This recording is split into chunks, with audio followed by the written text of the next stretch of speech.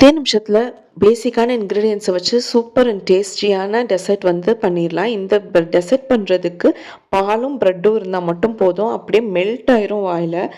அதுக்கு வந்து நான் 1/2 லிட்டர் அளவுக்கு பால் எடுத்து நல்லா காய்ச்சிட்டு அது கூட 2 டேபிள் ஸ்பூன் அளவுக்கு சுகர் சேர்த்துருக்கேன்.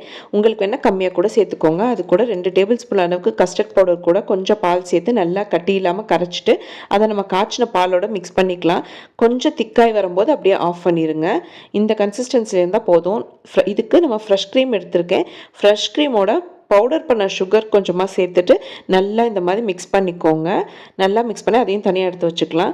நான் இதுக்கு பிரெட் ஸ்லைசஸை சைடு எல்லாத்தையும் கட் பண்ணி எடுத்து வச்சுக்கிட்டேன். நல்லா சைடெலாம் கட் பண்ணிவிட்டு ஒரு ட்ரேயில் நம்ம அசம்பிள் பண்ணிக்கலாம். ஃபஸ்ட்டு பிரெட் ஸ்லைசஸ் எல்லாம் அசம்பிள் பண்ணிவிட்டு அதுக்கு மேலே நம்ம கஸ்டர்ட் பவுடர் போட்டு ரெடி பண்ணி வச்சுருந்தோம்ல அந்த மில்கை ஊற்றிக்கலாம்.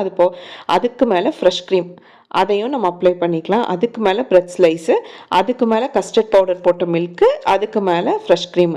இதே மாதிரி உங்களுக்கு எவ்வளோ லேயர்ஸ் வேணுமோ அந்த மாதிரி நீங்கள் அசம்பிள் பண்ணிவிட்டு மேலே வந்து உங்களுக்கு பிடிச்ச ட்ரை ஃப்ரூட்ஸ் எல்லாத்தையும் வந்து சாப் பண்ணி மேலே ஆட் பண்ணிக்கலாம். அவ்வளோதான், சிம்பிள் அண்ட் டேஸ்டியான